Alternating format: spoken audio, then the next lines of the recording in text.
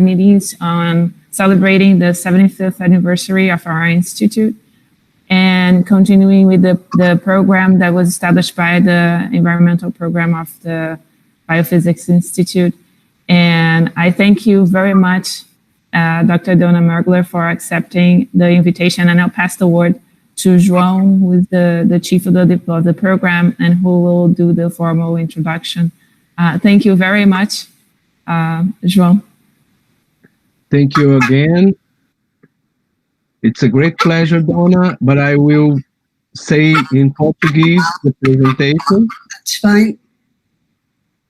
A professora Donna Mergler é uma fisiologista canadense, atualmente professora emérita no Departamento de Ciências Biológicas da Universidade de Québec, em Montreal, Canadá.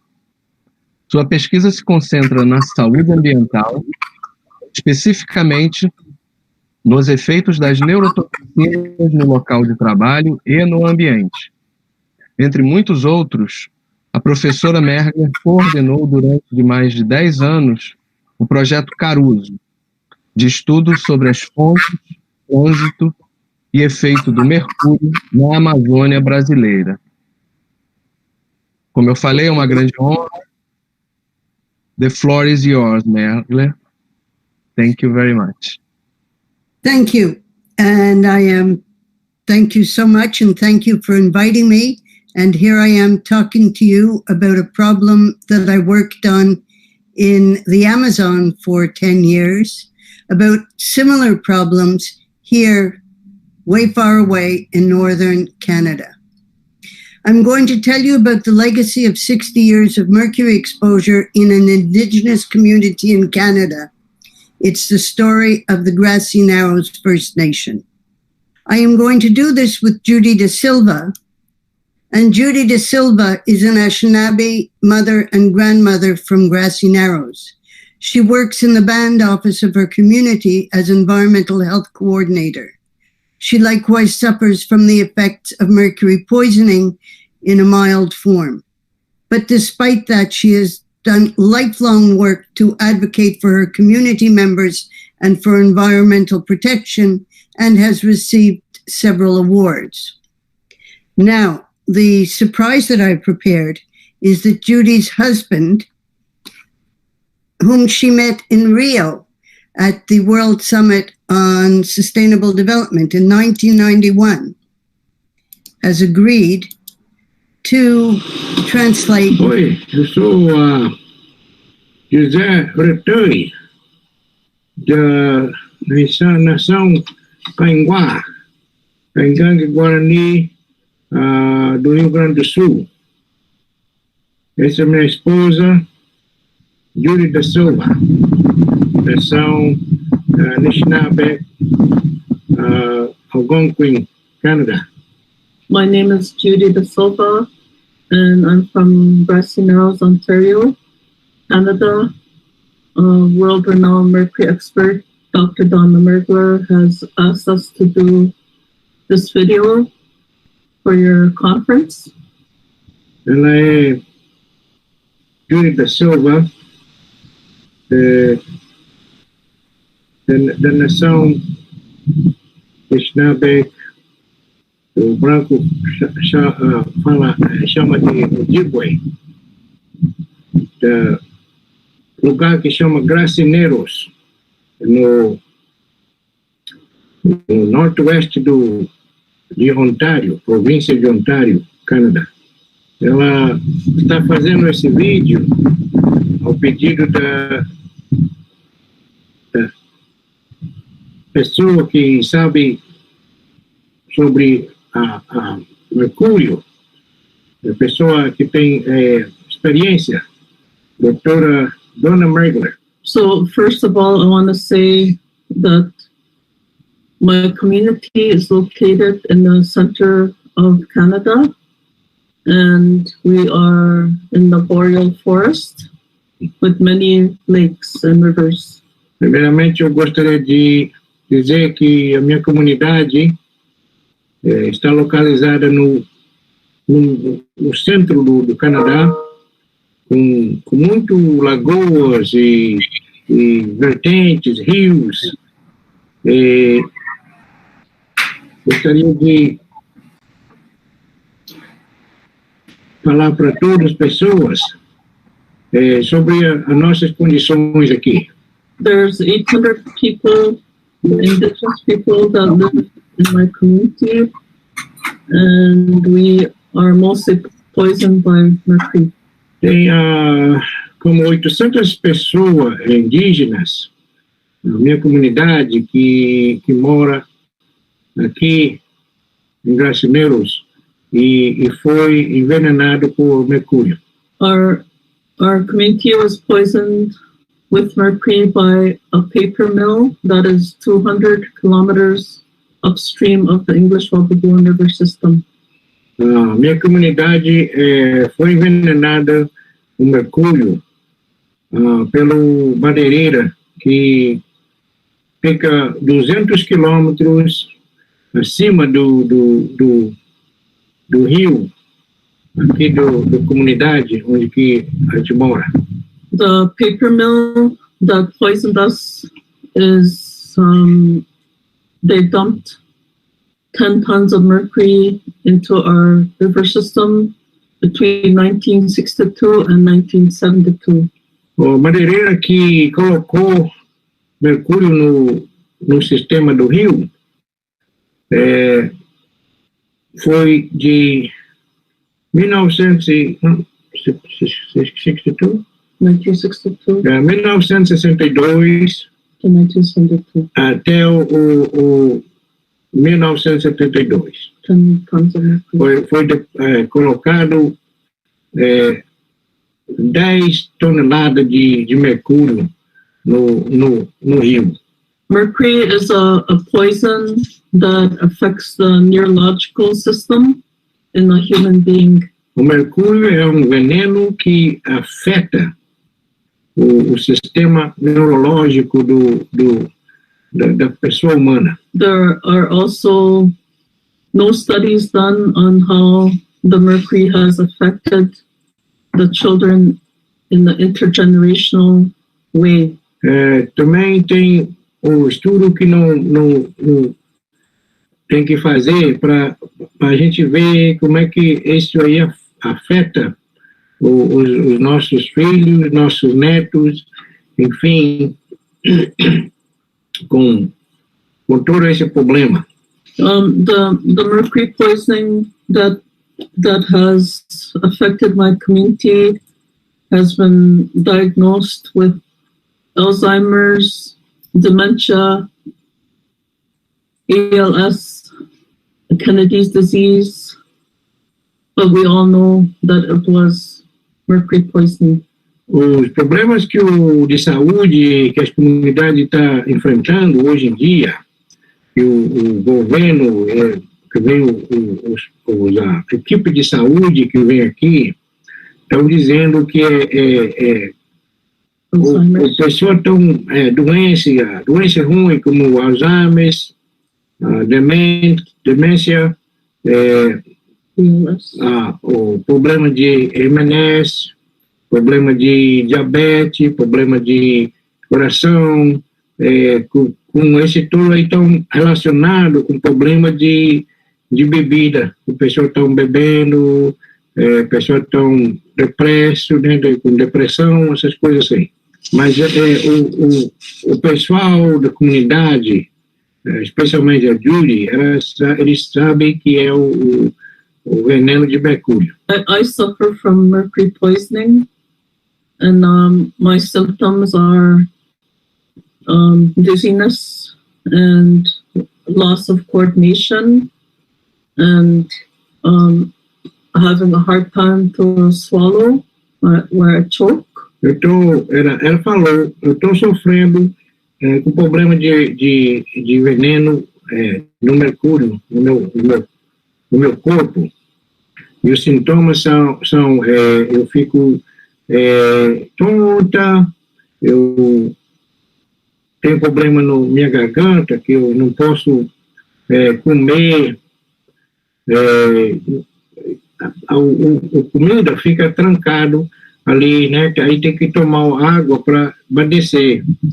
E também tem o problema de, como quando eu caminho, assim, né? Eu perco o balanço do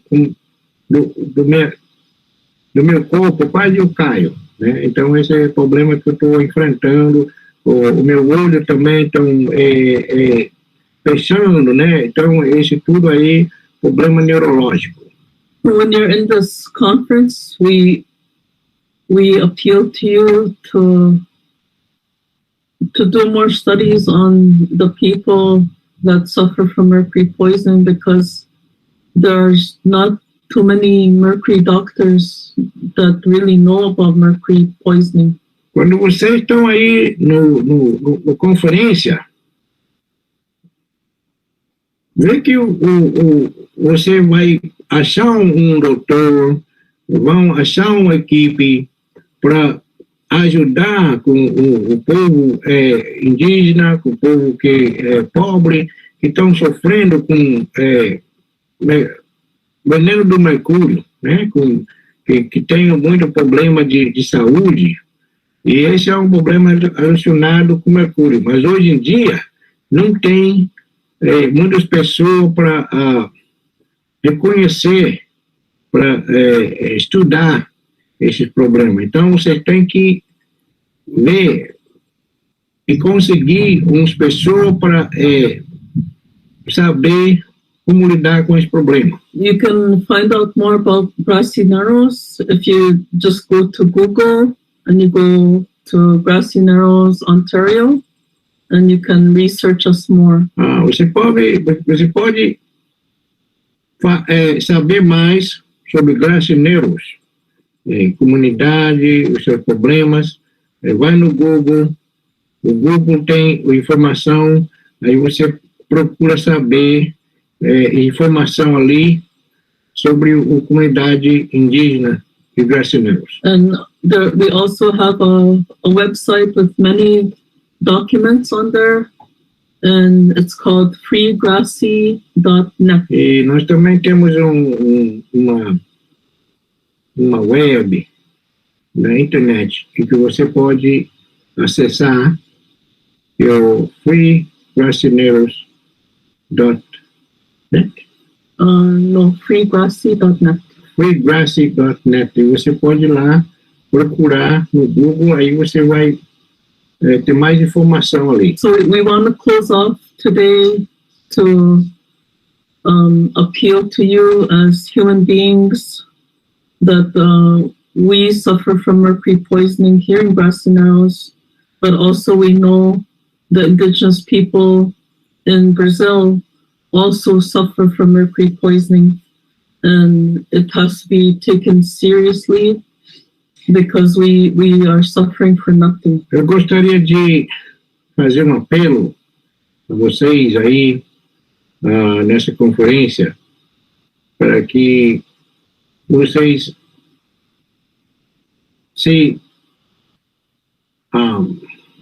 tentem saber mais sobre os problemas que estão afetando, né, a minha comunidade, e tenta informar-se mais, né, tenta pegar mais informação, porque o povo indígena no Brasil também estão sofrendo hoje em dia com um problema de mercúrio, como é o caso do meus irmãos, né, Mergler, Capó, como é o caso dos nossos primos lá no Yanomami, né? Então, um problema muito grande com mercúrio. E também as pessoas que estão lá fazendo o garimpo, né? O próprio branco mesmo, eles estão ficando com, se envenenando também com mercúrio, né? Então, você, por favor, se informa mais para ajudar com nós, ajuda com o nosso povo indígena brasileiro lá também. É isso que eu gostaria de pedir, é isso que ela está falando aí. And we thank you for listening to us today, and we wish you good luck in all that you're trying to do today. And thank you for listening. Thank you for listening to us today. Eu gostaria de agradecer às pessoas que escutaram, né, meu conversa, né, minha fala, e muito obrigado, né, é isso que ela está falando aí, e boa sorte para todos, né, e é isso que a gente deseja para vocês. And let's keep working together. Vamos trabalhar junto, né, todo mundo junto, né, aí vai ficar muito bom mesmo. Obrigado. Well, that, as you can see, the importance of listening to people and hearing what they have to say about their situation. Without Judy, none of these studies would ever have happened. Let's just situate what Judy said is that the Grassy Narrows First Nation here is situated on the English Wabagon River system. This is the province of Ontario. This is Canada. Lake Superior is about here. And you can see it is a very, very extensive waterway. The plant was in Dryden here. This is Grassy Narrows. And another community that was affected that is even farther downstream is Wabaseemoong. The people of Grassy Narrows live within the English Wabagoon River system. And you must remember that Grassy Narrows was a thriving community, actually a very well-off community. And up until the 1970s, this water system provided them with fish and a very good livelihood from fisheries and as fishing guides. Between 1962 and 1975, when the process of the plant was changed, approximately 10,000 kilograms of mercury were dumped into the English Wabagoon River system by a chloralkali plant located in Dryden, Ontario. So that there are 200 kilometers, as Judy said, between Dryden and Grassy Narrows. The fish that is at the heart of Grassy Narrows culture, tradition, and provided them with an excellent food is walleye, Sander vitreus. Now, these are studies that were done on walleye between 1960 and 2010. You have both surface sediments here in orange and the walleye fish mercury levels in blue. So here you have the levels. You can see how high they are. And notice this that is particularly relevant is that from 1985 on, there seemed to be a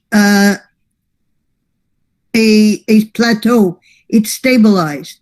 Here we have the background levels of mercury for background sediments and background walleye. Walleye is obviously a pisciferous fish that can grow very, very large, which is why they were so successful with the as fishing guides. Fishing activities were ceased in the early 70s, completely in 1975, and this community went from 85% employment to 85% unemployment. Although mercury concentration in fish decreased from 1985, it is relatively stable and higher than in other Ontario fishing areas. In 2017, investigative journalists from the Toronto Star revealed the existence of reports from the 90s that were kept secret that show continuous contamination of the soil and aquifer, which is what would explain why even today, mercury is still on the top of the sediment. There have been governmental programs to measure exposure.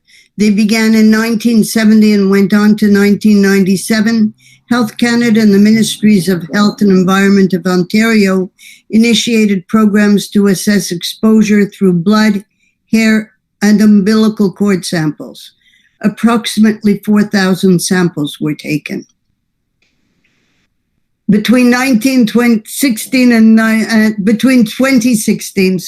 2019, Grassy Narrows, after many requests to the Canadian government, received all of their biomarker data from the First Nations and Inuit Health Branch of Indigenous Services Canada, which they shared with us. Here you can see that the concentrations of hair mercury follow what we saw in the fish. These are mean hair concentrations over time. They were very high. For some people were well over 100.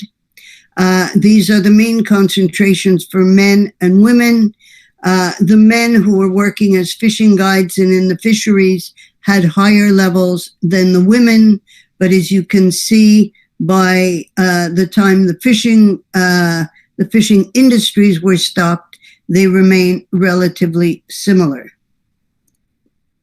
This is the data from an umbilical cord program at the Lake of the Woods Hospital, where they measured mercury in umbilical cords between 1970 and 1992. And you can see that the levels were very high in, and they still are. They look lower because there are still people above what is considered a relatively safe level. But remember that these people are now in their, 50 years and younger. So that these people had very high exposures, both as in utero, prenatally, and in childhood. What sort of health assessments were done?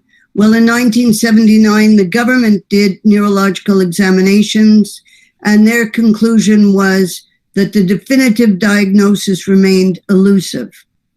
In 1986, a professor from the University of Manitoba examined Grassy Narrows morbidity and mortality records from the local hospital, and the report indicated that the community experienced illness and death at rates which far exceed district, provincial, and national standards.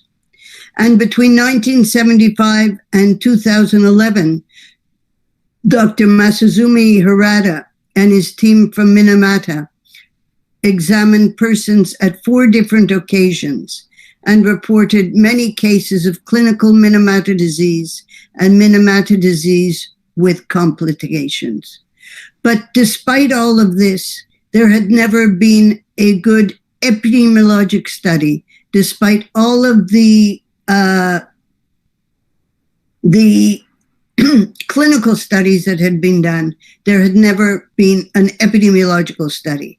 Grassy Narrows had called for such a study to be done for many years, finally succeeded in receiving funding for it, and we participated with Grassy Narrows in their community-based health assessment.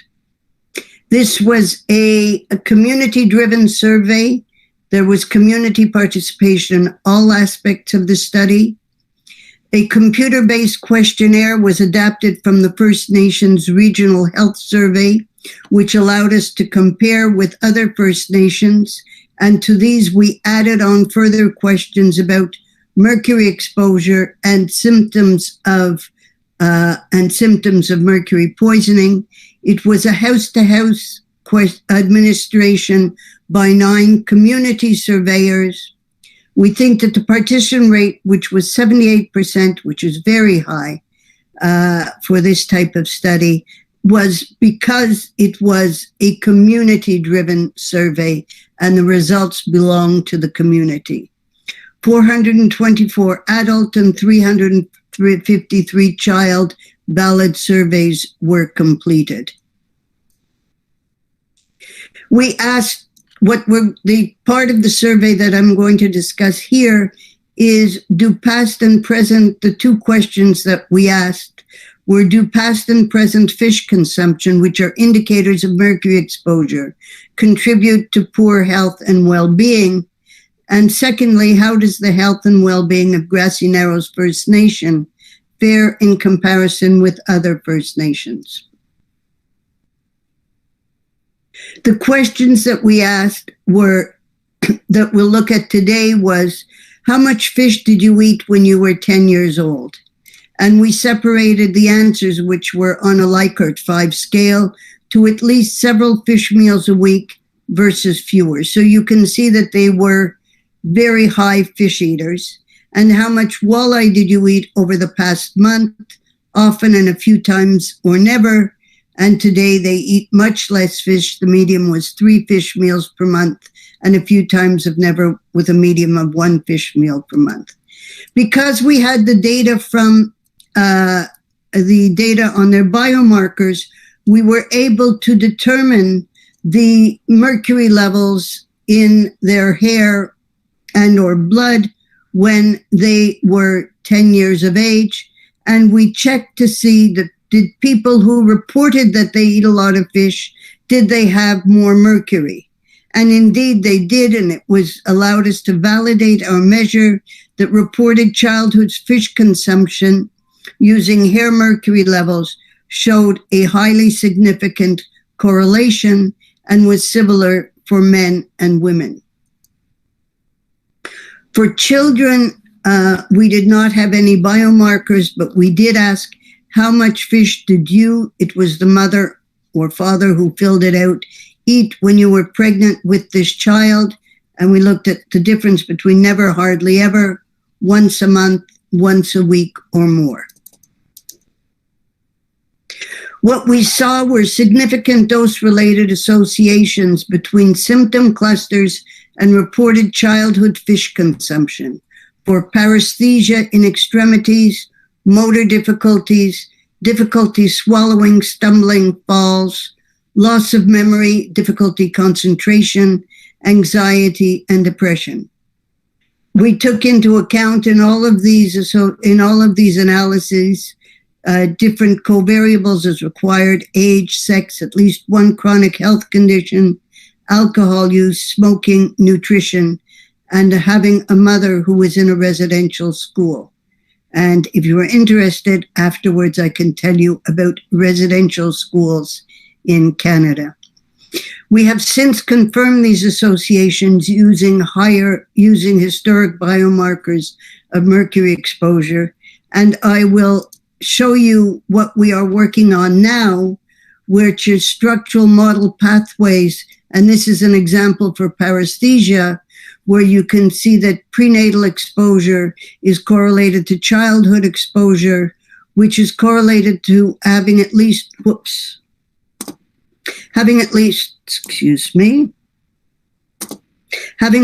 one chronic health condition, which in turn is related to paresthesia, as is childhood mercury exposures.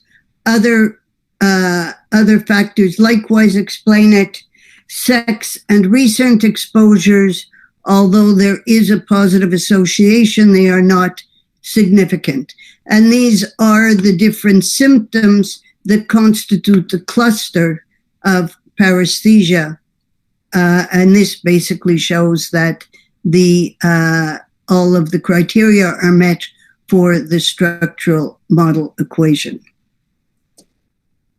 So what did we see in the community health assessment for adults? For persons 18 to 49 years of age, childhood fish consumption was associated with perceiving their health as poor, with an odds ratio of 2.65. That's the likelihood was 2.5 times higher for those who had higher childhood fish consumption, that ate fish when they were a child at least several times a week. For perceiving their health as poor, twice, the likelihood is twice for having done fairly or poorly in school, struggled to pay for food, and an income less than $20,000 per year. Note in order to situate what this means, the median individual income in Canada in 2018 is $36,400. Of course, all of these results are results of multiple regression models that take into account a whole series of covariables as required. For persons 50 years of age and more, 50% had been told by a health professional that they had mercury poisoning.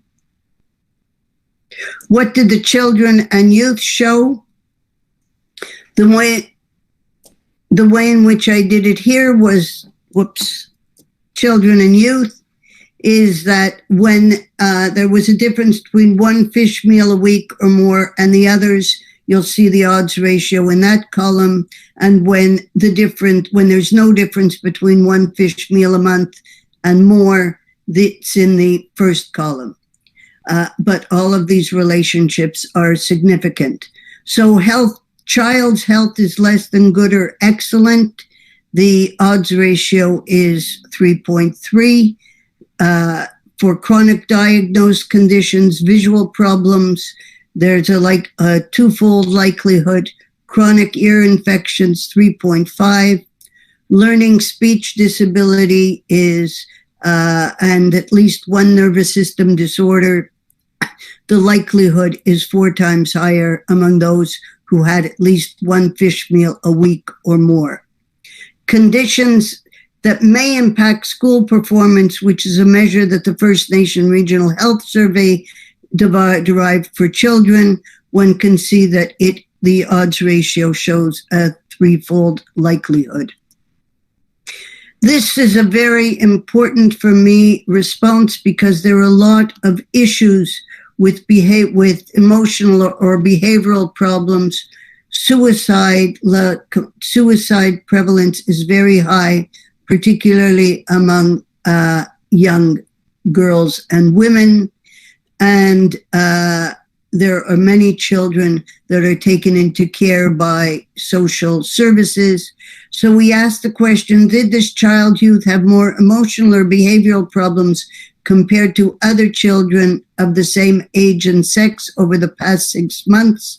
And you can see that it goes from 20% for no, hardly ever ate fish, which is usually what one expects. Then it goes up to 30. And for those whose mother reported eating fish at least once a week, we're looking at 57% that have more emotional or behavioral problems compared to other children. How does Grassy Narrows fare in comparison to other First Nations? As I mentioned, we used the First Nation Regional Health Survey so that we could compare the results. Here you can see thriving, which means your health perception is very good or excellent. It's a measure that's commonly used in Canadian surveys. Grassy Narrow, it's 21% compared to about 40% in other First Nations and 60% in the Canadian non-Indigenous population. This is mirrored in the percentage of those who have at least one chronic health condition. And it's interesting that diabetic comorbidity, which includes peripheral neuropathy and visual problems, is more frequent in Grassy Narrows, despite the fact that proportionally more diabetics in Grassy Narrows attend clinics or diabetes education.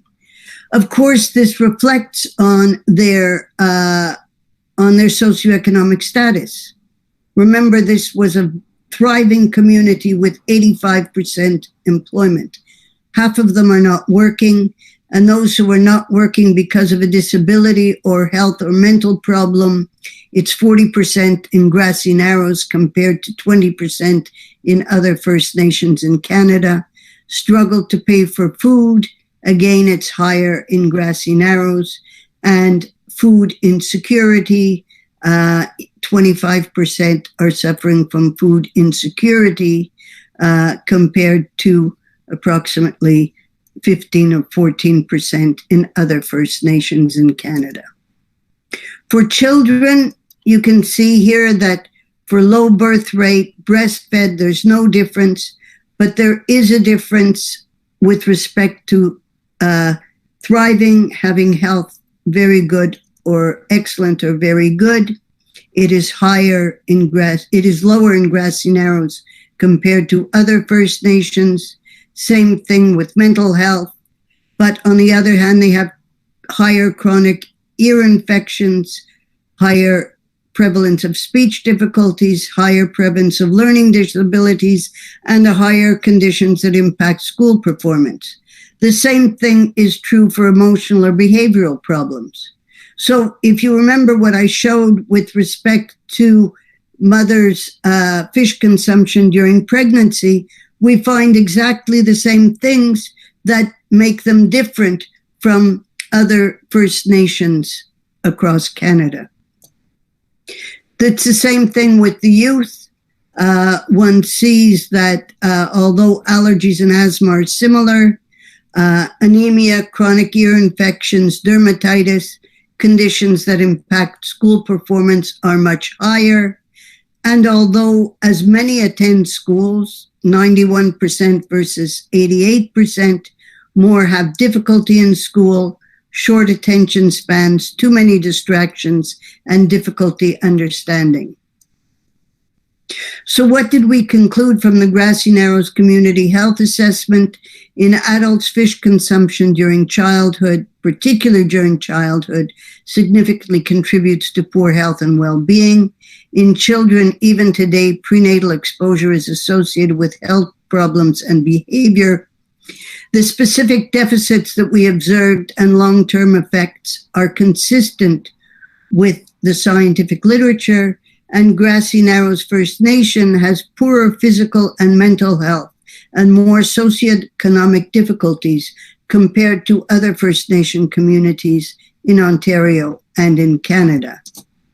We were then able to use the data that they shared with us from health that we got from the governmental data, and using the band lists, we were able to identify those, the date of birth and date of death for those who had died. We used the historic biomarker data to look at premature mortality. We took as a cutoff for premature mortality 60 years of age, although the cutoff in Canada for 60 years of age is 75. There were not enough people who lived beyond 75 years of age. We selected 60, born in 1959 or earlier, which means that they could have reached 60 years of age in 2019. We paired persons who had died prematurely with those who had lived beyond 60. So we basically created pairs on the basis of year of birth plus or minus 2 years, sex, a minimum of 4 hair measurements over between 1970 and 1997, of which 2 were in the same year, and 36 pairs met with these criteria. And when we looked at the hair concentrations of the those who had died prematurely, the cases, compared to those who lived beyond 60, the controls, we saw that the hair concentrations of those who died aged younger than 60 years was 4.7 micrograms per gram higher. That's not very much higher than controls.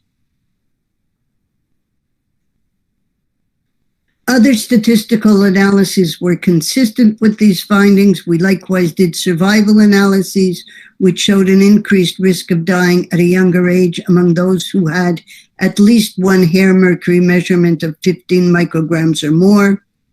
The adjusted hazard ratio is 1.55.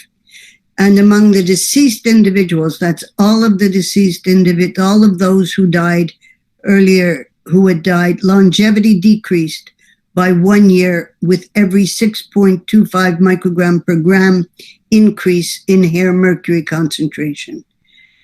This is published, was recently published in the Lancet Planetary Health, by, the article is by Alain Philibert and al.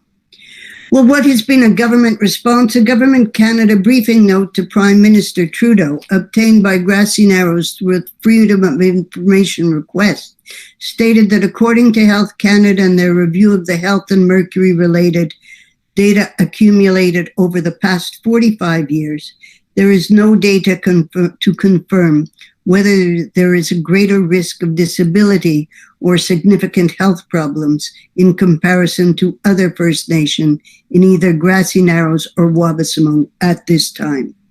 The Grassy Narrows answer to that is you don't know if you don't look, and just as importantly, listen to what people are saying. For the past 50 years, the people of Grassy Narrows First Nation have organized many community, national, and international activities in their fight for environmental justice for their people. Their demands include river remediation, a mercury home for care and therapy based on the Minamata Institute home, improvements in the Mercury Disability Board, and adequate global compensation for the community. And as Judy said, you can go to their website, which has a lot of documents. Many things have been written about Grassy Narrows. Much less has been done over time. freegrassy.net.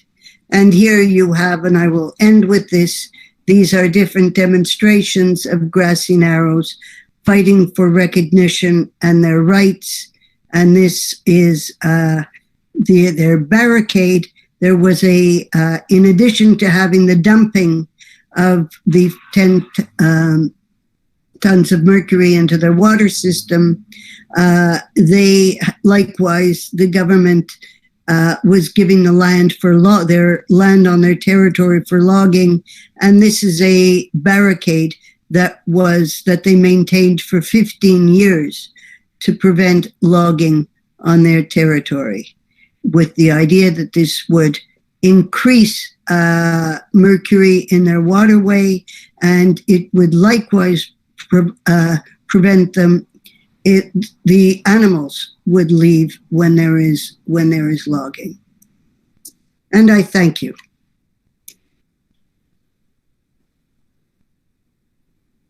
Thank you very much, Professor. Very, very interesting. I think we can open for questions now. I think there is a comment here. Jean, do you want to ask something? I'll just look through the questions and then I'll make them. I'll pass them. Yes, it will be a pleasure to comment very quickly. It's a very, very overwhelming body of evidence. It's an amazing scientific work, but for me, the main message here is that it's a moral, what do you say? It's a story with a very, very clear morality. Maybe about the absence of morality of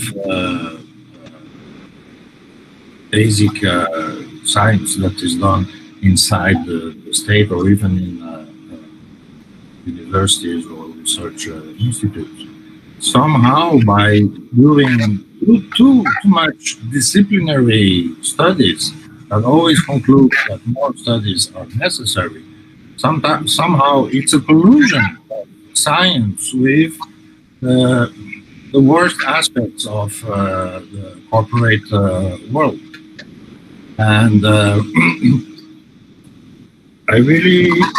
it's very clear that,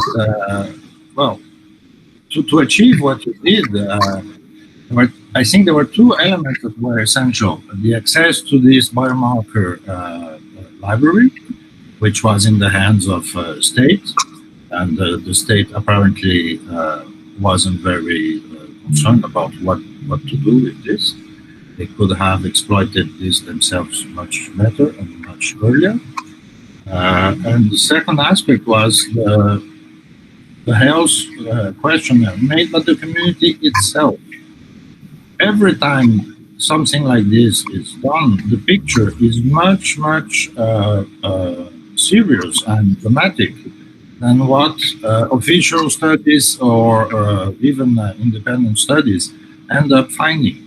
So it was great idea to bring this couple of indigenous people here today, because as you said, if you don't hear people, how can you get to a proper conclusion? And to conclude, it's a comment and also a question. The operation of this paper mill over these years was, you can quantify how much money they made and how much tax they paid. I think you can also quantify how much money society spent, including your own study and funding and all that, and all the studies done in all these decades. This used lots of manpower, dollars, and human hour, etc. And I'm curious about the balance between how much social benefit was done from the operation of this paper mill in this decade, and how much social harm was done. And those things can be monetarized, and it would be a very interesting study for an ecological economist or somebody concerned about this issue.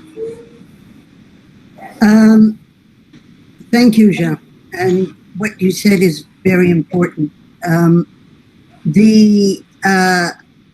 With respect to the monetarizing of it, Grassy Narrows, as I said, is a community that has been fighting for their rights for the past almost 50 years. They are doing that right now with economists trying to figure this out. What I can tell you is that there was a settlement made with them in 1985, which was a very bad settlement, as one can expect. On the one hand, there was the paper mill and the two governments, and on the other hand, there were the two communities that were affected, and they were given some money, but the paper mill had indeed sold all of their actives, all of their equipment before the settlement, so that they claimed that they were not worth very much. So that you have all of and then through the years, the government has spent lots of money on monitoring. They monitored they monitored mercury levels between 1970 and 1992 in umbilical cords between 1970 and 1997, basically just waiting for their mercury levels to go down. They also spend a lot of money.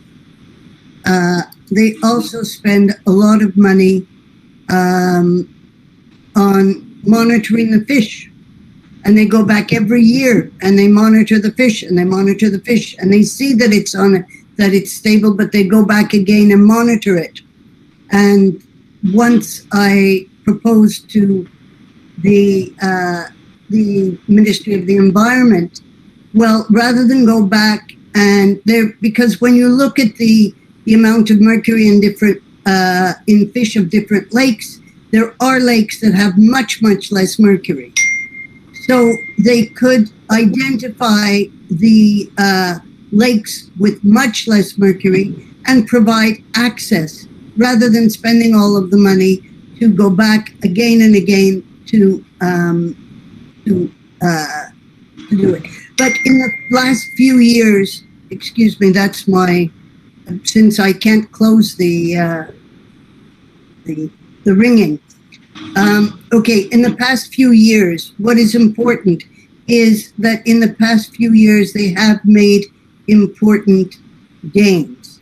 They now have the promise from the Ministry of Indigenous for the mercury home that they've been asking for for many, many years.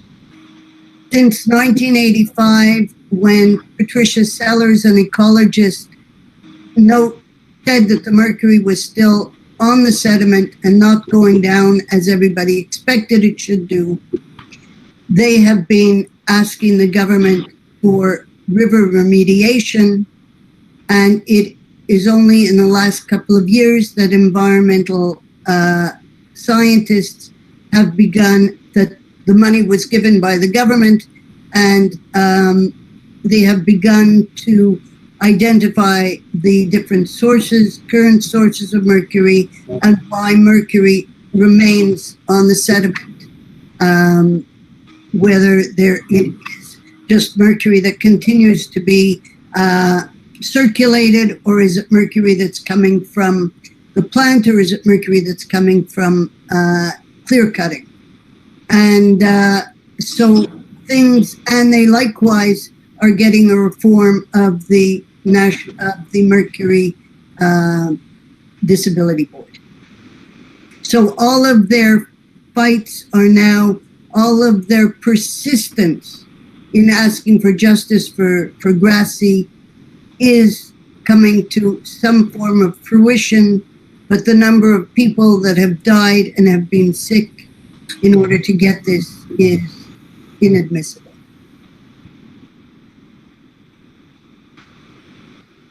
If I can add something, did you have the opportunity to get any reaction from Health Canada about your the results of your study? Yeah, no, the results. Well, I think this study contributed to the fact that they did get. I mean, it's not the only element, and one shouldn't say that it is, and that would be wrong. Is that the study contributed to what is going on today. The study contributed to the government listening a bit more to their demands, to getting the mercury home, and the mercury home will now not only be a long-term care facility, but also, given the results of the study, to have both physical and cognitive therapies that would be offered in this mercury home. They likewise got the beginning of the reform of the Mercury Disability Board. So yes, the government is listening a bit more. Thank you. Thank you. Professor Bruce from our institute has a question. He said that the questionnaire showed that men and women eat the same amount of fish. So why in the graphs you showed before that the men seem to have higher concentration of mercury than women? If you know, why would that be? And then he has a follow-up question, but we can wait for the answer. And then. Okay. In the historic data, men who worked as fishing guides, there was a tradition among fishing guides. They were high-end, as we call them, fishing lodges. These were mostly Americans that would fly in on seaplanes to go fishing. I can't even, there isn't enough. The walleye that they would fish, I mean, it's like when people go fishing in the Amazon. The walleye that they would fish would be 1 meter long, and they were very proud of this. Now, one of the traditions was that the fishing guide, there would be what they call the fisherman's breakfast, and the fishing guides would eat fish they were required to eat fish every day with the fishers that came up with the tourists. Also, the people who were in the fishing industry brought fish home, and their family would eat fish. And when they were fishing, they would be eating fish all the time. So that's what explains the difference in the early years between the men and the women. But once there were They were no longer working as fishing guides. They were no longer, there were no more fisheries. The levels became similar. And it's interesting because we talk about this in the article in Lancet Planetary Health, is that when you look at the slopes for the men change drastically between 3 different periods, whereas the slopes for the women don't, because they continue to eat fish right through this period. Okay. And then the other question is, if a progressive head of state like Justin Trudeau has not been able to deal with the native communities adequately, do we have hope in Brazil with our native communities? You're talking to a Canadian. The progressiveness with respect to Indigenous people of Justin Trudeau can be questioned. He asks for forgiveness often. He apologizes for all that we did, we mentioned residential schools. That was one thing that he did do, did the Commission on Truth and Reconciliation for residential schools. But an example of water supply, okay? Drinking water, we're not talking about the mercury, we're talking about drinking water. Many First Nation communities do not have access to potable drinking water. Even in Grassy Narrows, the water is because the filtration system broke down, and for some reason it can't be fixed quickly. This is because of, well, systemic racism is built into our country as well. Ever since I have been going to Grassy Narrows, water has been trucked in big containers. Every family has 2 containers. They have to come and get them themselves, which means you have to have a car because you have to be able to lift them because they're very heavy. So I think I would like to say to go back to what Judy and Beb Gokoti said, is that we need an international support for Indigenous peoples around the world. And I think Indigenous peoples are creating networks across the Americas. I don't know if that answers your question. Yeah, I think it was hoping for some information on what you think about the political. Yeah, he said that's fine. That's perfect. Thank you very much. I think Professor Olaf has opened his video. Maybe he wants to make a comment on a question. Hi, Olaf. Hi, Donna. Hi, Olaf. How are you? Nice. Fine. Doing, yeah, for everybody. But thank you very much for your beautiful story of the Grassy Narrows. Is since you're cutting out. I can't hear you. The big.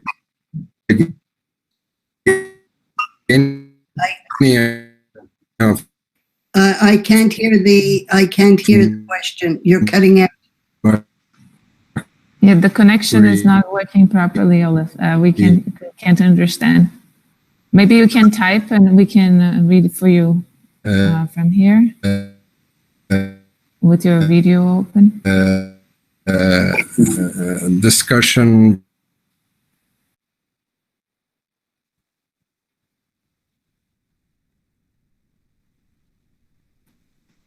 I think he froze.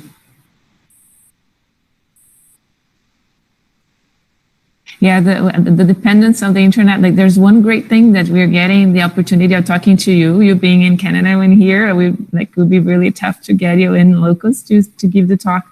the bad thing is that we also depended for the comments and the discussion. I would rather be in Rio. It would be lovely. Yes. Well, maybe while Olaf is typing, I would have another comment or a question. Sure. Are you hearing, Donna? It's okay? I can hear you very well. Yeah. While during your presentation, I was in my mental background thinking how much of I would imagine more or less the same type of study and similar results if we change the risk agent. If we put, for example, in utero exposure to pesticides or to PCBs or to other environmental risk agents, we are exposed. We are living, we are breathing, eating, and drinking a toxic cocktail with a little bit of all these toxic agents. And something similar to what you have shown has been shown also for urban populations. When they made a transect of exposure to urban air, urban pollution, and pesticides, and etc., they found that there was also a correlation with learning disabilities and tendency to get involved, aggressivity, and etc., etc. So I think your study teaches very, very interesting lessons about evaluating the health, social health impact of a lot of other risk agents we are exposed to.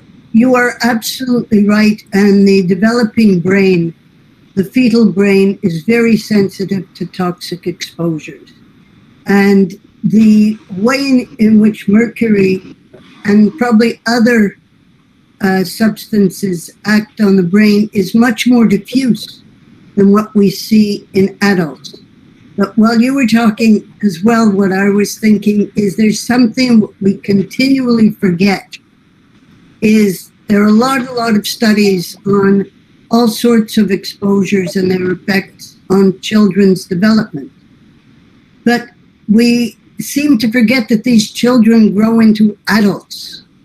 And the neurodevelopment that they suffer from as children continue into adulthood. And there are very few studies on adults. And the cohort studies that are following up children with different toxic exposures have just been going on. The longest are 30 years. And what we are seeing in our data is that prenatal and childhood exposure are affecting people's health up until throughout their whole life, but it gets worse as they get older. And in our group from Grassy Narrows, it's the 30 to 49-year-olds that are the worst off right now. Those over 50, well, it's the survivors that are still there that we were able to study. As you saw, many people died prematurely. So you're absolutely right. And we need to think of it both always globally, going from exposure, health, and the socioeconomic, social consequences of this. People who, Judy talked about the intergenerational, and we're trying to look at the intergenerational aspects of mercury exposure, because the first, let's call them the first generation, the generation that had the most exposure, they had neurological disorders, neuropsychiatric disorders, lost their jobs, and had a lot of social difficulties that the children that were then brought up were passed on to the children that were then brought up. And these children didn't learn much because their parents were affected and because everybody was affected in a community that basically depends on the community. It's a very collective upbringing, is that you couldn't anymore depend on your brother or sister or cousin because they were all in the same situation that you were in. So the intergeneration aspect is very important.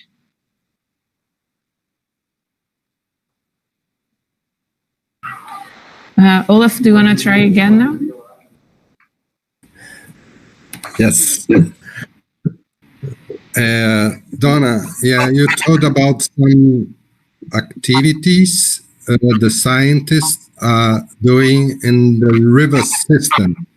Is this dredging the sediments? No, they haven't reached, they're only in the first stage. The first stage is identifying the sources. Why is there still all this mercury? And so there was money available, and it's much more complicated, I think, than people thought, because it is a fluvial lake system. Now, you're the expert, I'm not in this, so I may see things that aren't right. But right now they're looking at, is there any mercury still coming from where the plant was?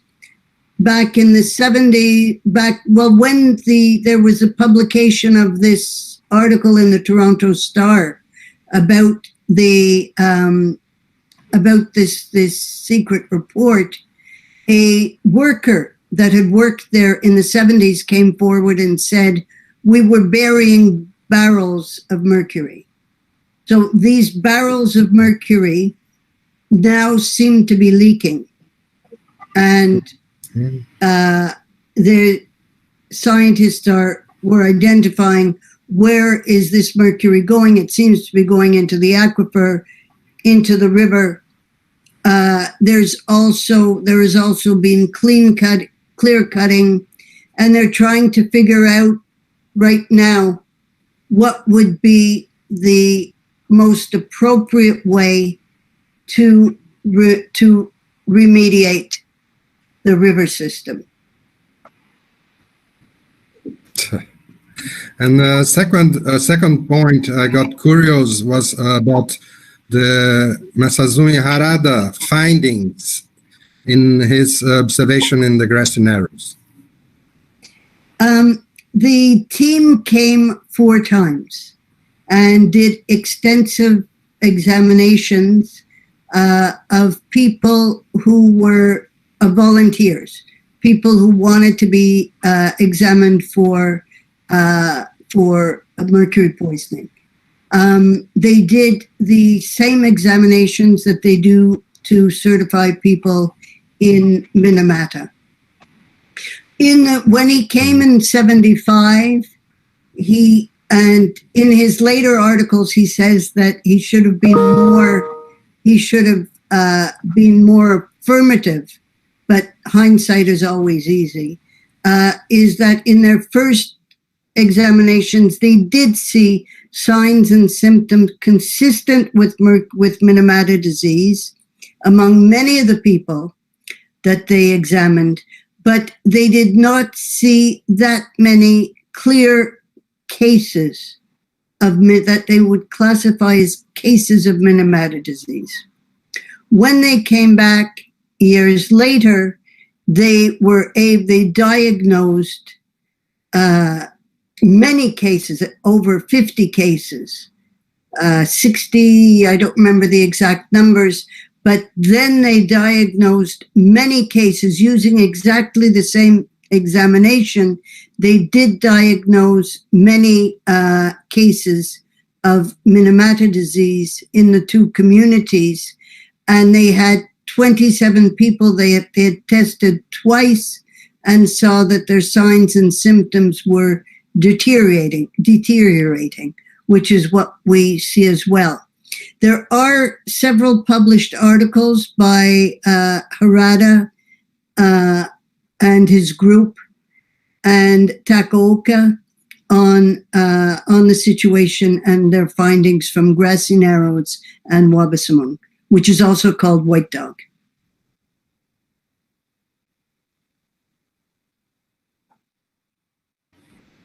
Thank you very much. Thank you. It was a big pleasure to your presentation for the Institute. Pleasure to hear you. Thank you. I think, João, do you want to also ask a question or make a comment? Yes. First of all, just thank Donna for the marvelous talk. And my question to her is regarding the multiple exposures that sometimes can appear in such environment. I don't know exactly about pesticides in the area, so if you could talk a little bit to me about that, if they use in their plants. No, they have looked at the pesticides. They've looked at PCBs. They've looked at all sorts of different things. In this community, it is mercury. There isn't much pesticide use. I don't think there were massive. Here, a lot of in remote areas, pesticides come from aerial spraying of forests. There have not been aerial spraying of their forests, to my knowledge. And when they looked at the other pollutants in the fish, they didn't find any other than mercury. It's a very remote community. That doesn't mean, there are other remote communities, like I worked with a First Nation community that had high PCBs because of the transformers that were there for the dew line and that were buried there. And I think also because they are north of the Great Lakes and there is the saltatory atmospheric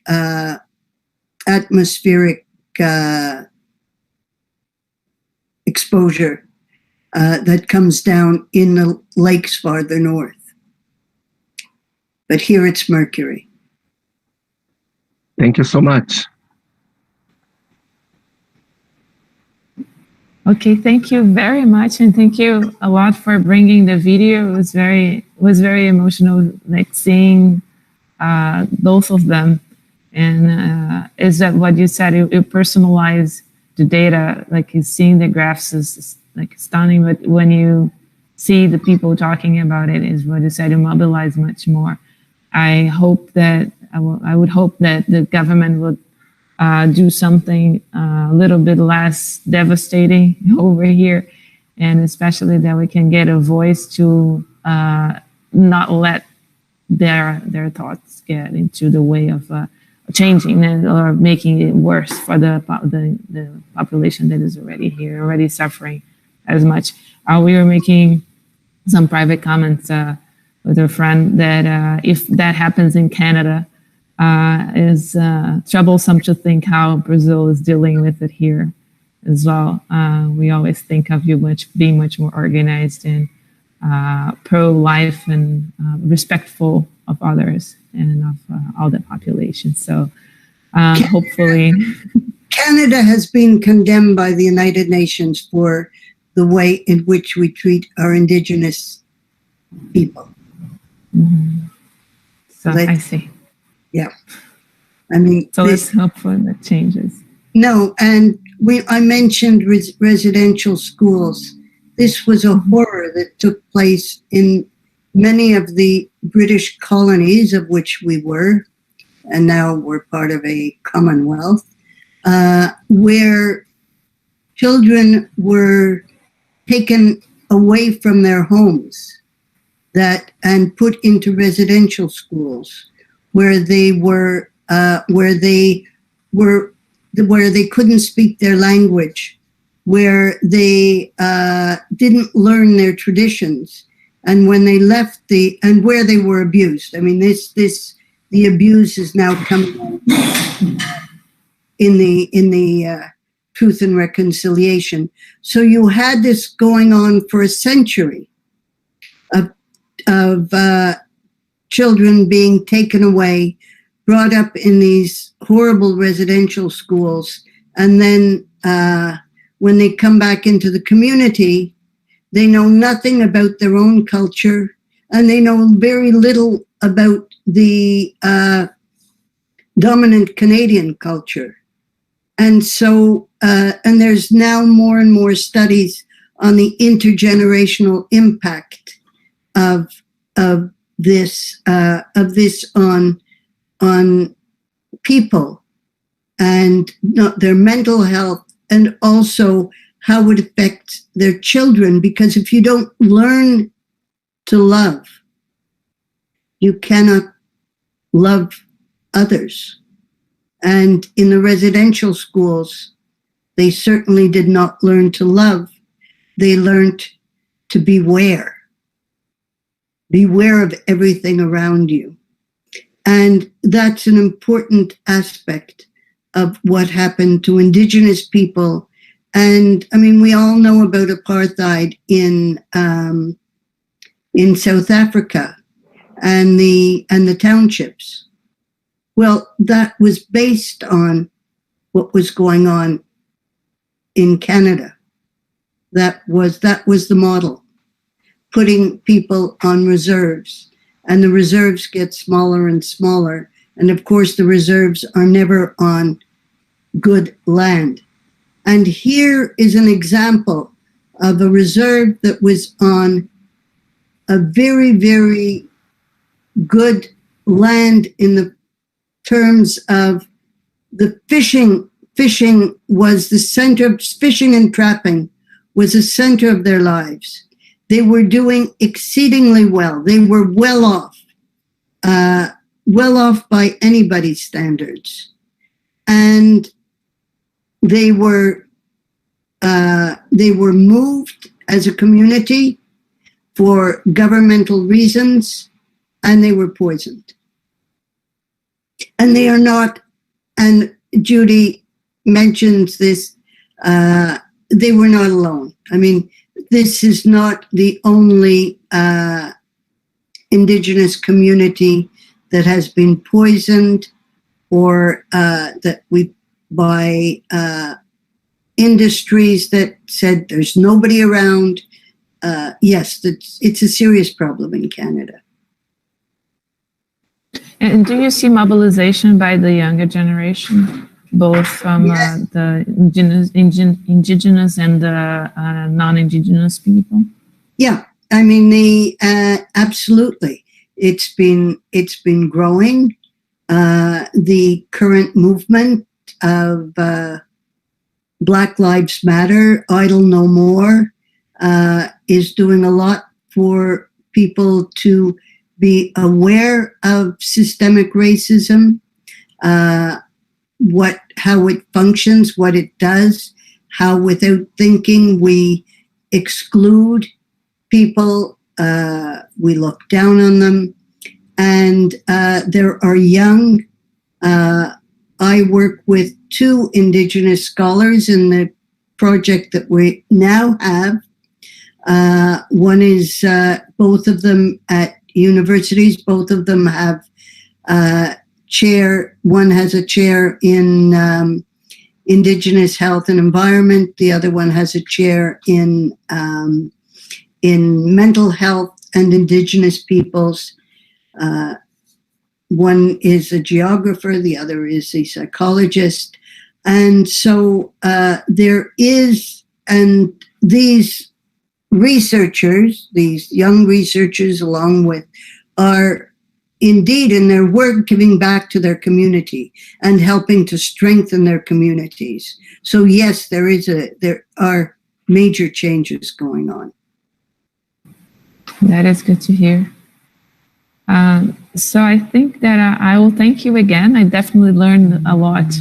And it is, I'm hoping that we will all be able to be more mobilized in the future. And the series of talks that the program is arranging is very eye-opening for, I think, everybody who is not very connected, reading a lot about the field and relying on some sparse information. So I thank you very much, Dr. Mergler, and I think I'll pass the word to João, and thank you a lot, the program, João and Jean, for inviting you and for giving us the opportunity of hearing about your work.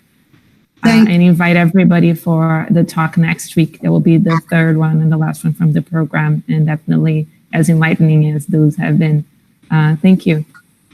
Thank you, and all of you keep safe in this time of COVID. I have Thank you very much. I have a further question, if I may. May I? Sure. I guess I didn't see you there, Jean. Sorry. That's a real question. I would like to have your impression about one issue, that is the capacity of the basic health services, usually from the state, but not necessarily. They are in the front line, and sometimes they are the first witnesses of the diffuse effect that we see of mercury and all the types of pollutants. And so their capability of diagnosing or having an idea of the connections between what they are seeing and the habits of the people, the exposure of the people to this or to that, is somehow a key issue. I would like to have your impression in your career, in your long experience. Do you see any evolution in this aspect, and what is your impression about this?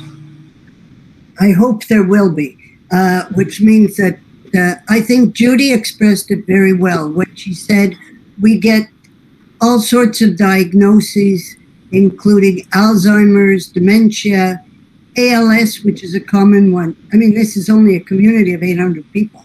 How many ALS do you expect to have? And so she named the fact that if somebody has peripheral neuropathy, oh, well, it's because they have diabetes. Diabetes levels are high.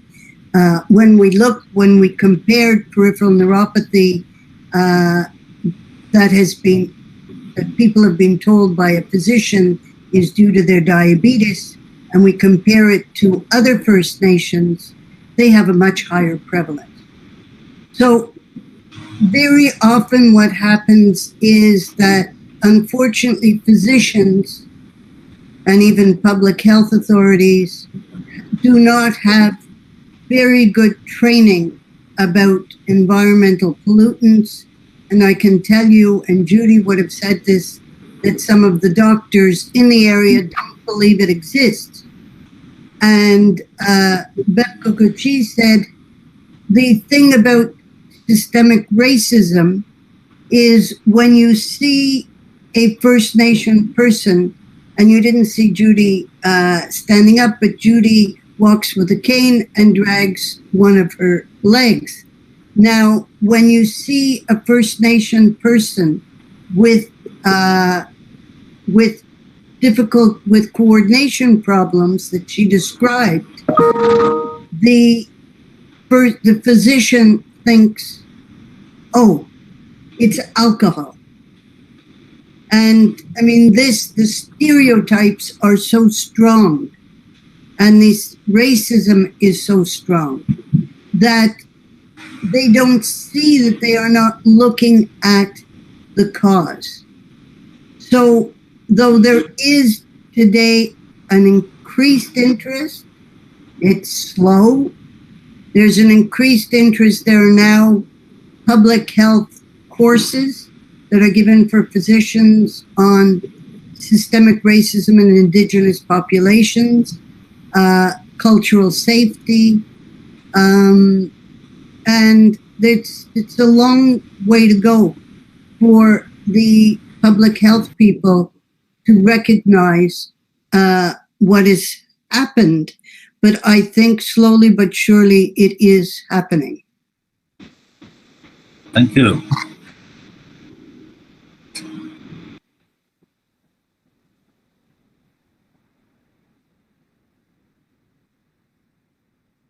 So I think that, to my point of view, great talk.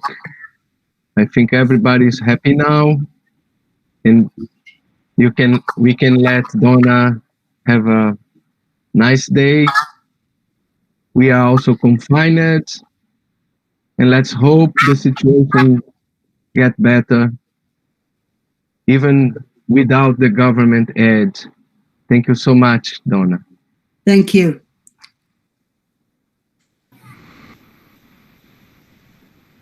Thank you again. Bye-bye. Bye. My pleasure.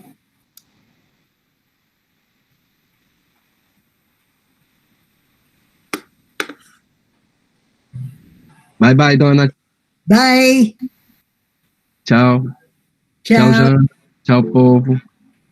Tchau, tchau, gente. Obrigada. Obrigado. Até semana que vem. Obrigada. Tchau, tchau. Obrigado. Obrigada. Thank you very much.